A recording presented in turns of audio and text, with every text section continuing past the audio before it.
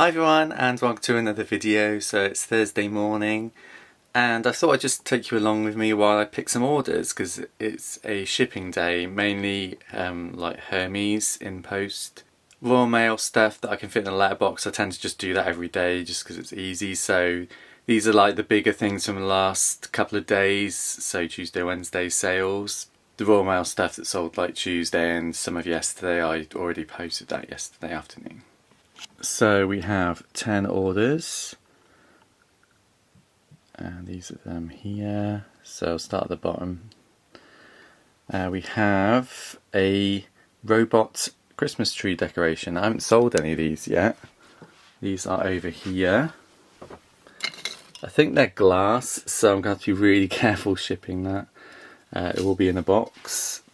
So the robot cost £1. These were in the range Christmas sale after Christmas, so around January, February time I bought this. It's the first one I've sold. I've got 2 more left, I think. So yeah, £1 into £12.99. I think that's brilliant. So my smaller boxes are down here. So that should fit in there. I will just literally bubble wrap the hell out of that because this person that's bought these 3 next items, they bought a Star Wars M&M's mug off me, which I'll insert a picture now. It arrived broken, which is really annoying. But it happens. It doesn't happen very often to me. I think it's only happened once since being a business. So what's that, since October? So 2 things got broken since October. So I can't really complain about that. This person left feedback saying it arrived broken. I gave them a refund straight away and they would happily buy off me again. And now they bought 3 extra things. Now the cynic in me says, there's a big red alert going off, that one of these is a mug and I don't know whether they'll claim it's broken again. But thing is, they did send me pictures last time, which a scam person probably wouldn't do. So I'm just holding out the hope that this person's genuine and they don't try and scam me. If they do, then it's my own fault for not blocking them. But they seemed nice on their feedback, so that's why I didn't block them. If they had ranted or left me negative feedback or anything, I would have obviously blocked them. So let's pull their order. So they've bought an Anakin Skywalker figure, which should be on here somewhere. It's not. Oh, there it is. I just moved it without knowing. So this figure I picked up at a car boot sale. This was £5, which I did pay up for a little bit. It sold for £9.99. Next thing this bought was a mug, a Reese's Pieces mug. Now, most of my mugs are in here, but I've got a feeling it's not for some reason. It has been here, I don't know, a month or 2. So it's going to be buried. There, it's at the back there, behind the unicorn. There it is. Reese's Pieces mug.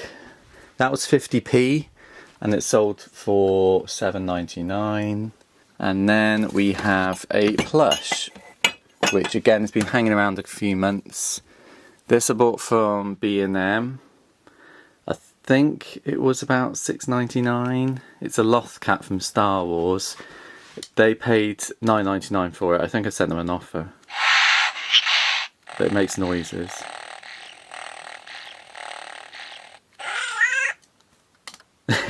New with tag. So yeah, £9.99 and I paid like £6 or £7 for that, which isn't the best return on that, but as I'm shipping them all together it's not too bad, because obviously normally I pay £3 postage each for those, but it would just be one lot of £3. And in that case I will put them in a big box, well, a bigger box, one of these ones. So get one of those ready. Next item that's sold is a Disney Frozen dinnerware set. This is brilliant because it's now the last one. I had 5 or 6 lots of these. These were 25p an item in the Tesco sale. Can't remember how long ago, maybe around February time. So they've taken a while to sell, but they sold well each time. 9.99s and 8.99's been the lowest when I've sent out a couple of offers. Most of them have sold full price though, 9.99. I think someone even bought 2 lots, so they got a 10% discount. 75p into 9.99. Again, that will be in a big box, so I'll get another one of those out. Very easy to ship as well because they're plastic, they're not going to get broken. I have just shipped them in brown paper before. Next item is another one of these Christmas sale items. They're still ticking along, which is brilliant. It's a Harry Potter playing card tin, which is in this box. This is most of my Christmas sale items. So I've got loads of Mandalorian quiz cards. I haven't been able to sell any of those. I think this is the last one now. It's a tin. I've already wrapped it in plastic, so it's brilliant. Just needs to go in a jiffy bag, which are in here. So that'll be a Royal Mail item. Next item is a plush, which is brilliant. These have taken a while to sell, but they're quite niche, and I knew they would sell well eventually. It's a plush planet now. I don't know where these are. I think they're in this tub. And I'm looking for Saturn. So there's Uranus. They're so cool. I wish I could keep them for myself, but oh my god, if you ever see these, they're bolo. You need to buy them. But they're quite hard to find. There's not many on eBay. I think that's it. It's buried. It's gonna all collapse. Oh, something's fallen. So that's that. Some slippers. Darth Vader slippers, and something else has fallen down the back here, which is really annoying because I can't get to it. It's it's another one of the celestial buddies. I think this is Sharon. It's one of the moons of Jupiter or Saturn, I think. Yeah, that's one of the tiny ones. Now these I picked up from a charity shop, as I said, 2 or 3 months ago, but they're really niche, but so cute. I mean, look at that. It's the Saturn. I think this is Saturn. Yep. The good thing is they've all got their names on their feet. So if you ever see anything that looks like a planet with their name on the feet, grab it. They're called Celestial Buddies. And I paid £2.50 from the charity shop for that, I think. The smaller ones were about £1, £1.50, but the bigger ones, I got this one and Uranus. They were £2.50, I think. So absolutely brilliant. This sold for £22.50 on offer. I think I had it up for about £23.99, £24.99 the most. But yeah, I just put them up and let them sit there because they have sold and they sell well. It's just they take a long time to sell. So yeah, this one, I don't know whether just to put it in a poly bag or whether to put it in a box. I might just put it in a box just because it's one of the more expensive plushes I have. I don't want the poly bag to rip and it get damaged, so put it in a big box. Next is another Harry Potter item. Christmas thing. It's another one of these multi-items. It's the last one. It's a Hogwarts trivia quiz. I probably wouldn't have paid more than £1.50 for that. It's sold for £6.99. Again, that's just going to go in a jiffy bag. I think it's a parcel. That's the only thing because of the thickness. In which case I'll put it in a big one and fold it over just so it's got a little bit of protection.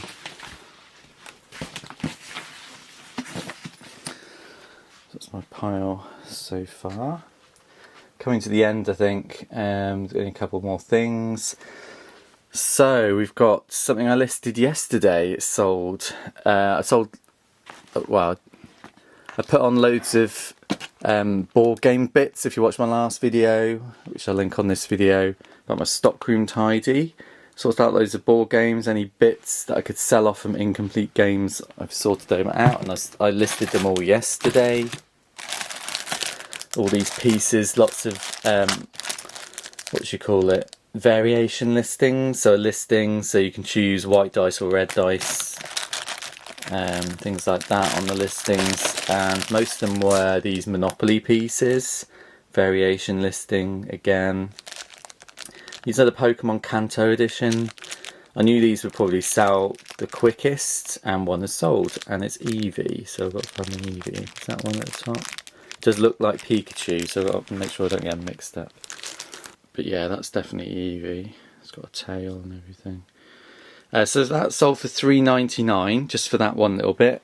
And literally, I've suddenly realised a big flashing thing in my head that bits of board games, most of the time, sell. They obviously take a while to sell, that's the only thing.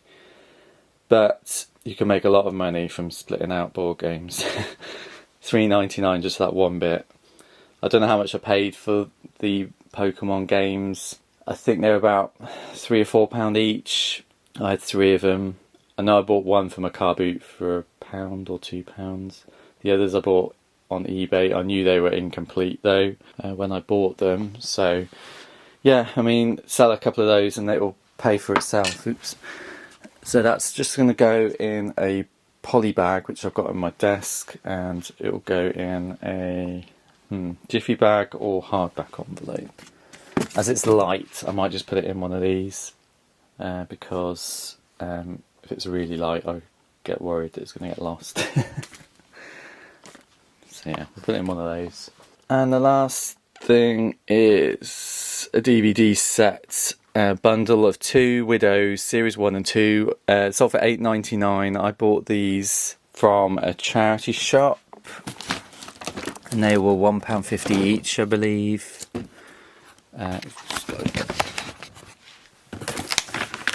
Stacking things in front of boxes again. It's not the best.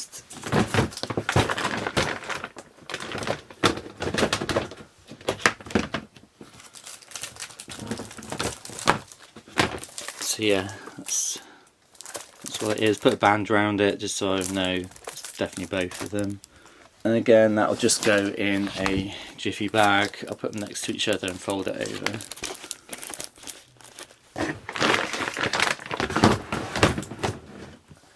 So yeah, those are all my picked orders. I just have to package them up now. So I brought everything into the lounge to pack it up, just because that's where my computer is. So just gone to eBay and sold listings. Awaiting dispatch. And there they all are. Someone said thank you for that Celestial Buddy. Because I sent them an offer, that's probably why they said thank you. That's sold for £22, not $22.50. They sent me an offer for that. So yeah, there's all my bits. So is there any Royal Mail stuff on here? That is Royal Mail, so click on that. And then at the top it says buy labels in bulk, so you click that. Then it brings up all your listings. You can click combine orders because there's that one multiple order, but I'm not going to do that because it's not a Royal Mail item. I'm just going to remove the non-Royal Mail ones. So remove those, and it's left the 3 Royal Mail items. The Harry Potter tin is going to Australia, so I have to do that separately on the Royal Mail website because it's standard international, not global shipping. I've turned global shipping off for smaller items now just because I think it's helping sell them better. So that's how I've packaged Widows. I've literally stuck them together with a bit of sellotape. It just means that they're going to stay as a large letter in transit and not move on top of each other make it a parcel. So there's not going to be any issues during shipping with that. And I'll just put it in the jiffy bag. So it just goes in the jiffy bag like that. And then I'll tape it up. Just fold that over a little bit, make sure it's a large letter size. So there we go. I've taped down both edges and that's now a large letter. So the Harry Potter quiz, I've just wrapped it in some plastic. It's like an A4 poly pocket.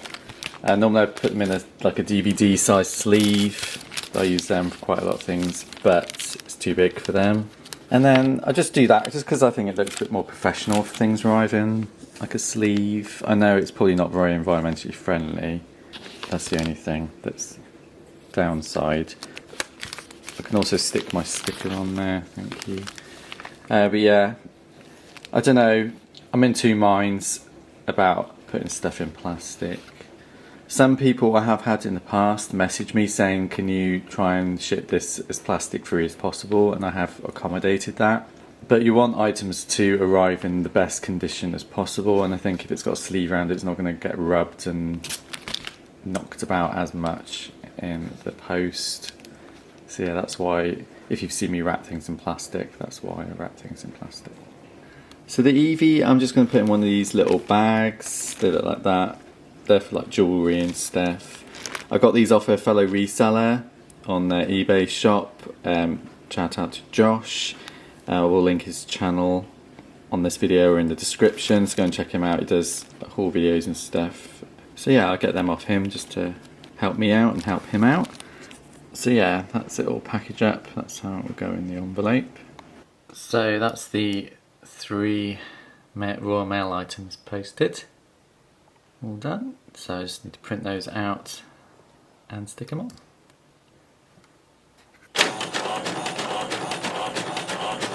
So I'm on the Royal Mail website. I've done that Australian parcel now. Again, just sent it in a jiffy bag. It's a large letter. So that's all the Royal Mail items, 4 things there. I'll chuck those in the post box on my trip out when I do my boxes, the InPost. So now is the time consuming bit, making up the boxes and putting stuff in them. So I've done the 3 big ones. So that's the Celestial Buddy Saturn plush. I've literally just wrapped a bit of plastic bubble wrap around it just to keep it clean in transit, just in case it gets wet or anything. This is a lot of 3, so that's that mug. I've triple wrapped it more than I normally would on a mug, just so it doesn't get broken again, because it's going to that buyer who bought that M&M's mug that got broken. I don't want that to happen again, so there's no way that's getting broken. It's got the Star Wars figure at the bottom there, and the Loth Cat plush. I'll be putting a tiny bit of paper in these as well, just to pad out the boxes, they don't get crushed as easily. Then this is that frozen dinnerware set again. I've just wrapped it in brown paper. There's no need to put bubble wrap around it. So again, trying to cut down on some plastic packaging. So that's just wrapped in brown paper. I do that where I can. It's not always possible, especially with breakable items. And the plush, if that got wet, the brown paper, it would just go soggy as well. So that's why I put that in plastic and not brown paper. And then I've just got to package up this ornament. Again, I will be triple wrapping that in bubble wrap because I do not want that to get broken. But if it does get broken, I have got others to replace it, so I don't have to refund it. But yeah, that's how I packaged up my InPost Hermes stuff. So that's all the Hermes InPost packaged up. I use Parcel to Go to book my InPost drop-offs. You go to a locker and drop them off if you've never heard of InPost. And then Hermes pick them up, I believe. I'm not 100% now because they have changed it the last couple of weeks to like an InPost label. So I don't know if InPost's got their own couriers now. They might not use Hermes anymore. But yeah, I book them all on there, print them out, stick them on, and then I drop them off at the locker, which I'll try and show you if I can. So that's all my labels booked. Just generating the labels now. Hopefully it'll work. This site's been really dodgy the last few days. Keeps timing out and stuff. But it looks like everything's done, so I'll print all those off and then we'll head off to the lockers. So we're at Morrison's, the most unreliable of the InPost lockers. So let's see if we can get the parcels in there today.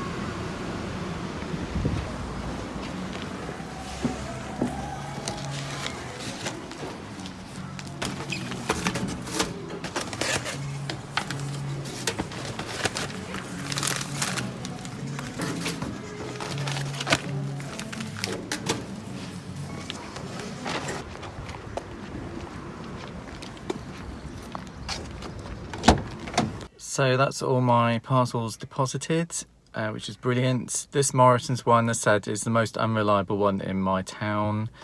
There are a couple of others I normally go to, but this one's closer for me, and it's got a Royal Mail post box there as well, so it's a lot more convenient. I've got Royal Mail stuff as well. This one is usually either broken down or it's full up, and luckily today it's neither of the two. So fingers crossed everything goes all right. I haven't used this one in a couple of weeks. It broke down a couple of weeks ago, so I've been a bit hesitant to reuse it because I don't want the parcels locked in the locker.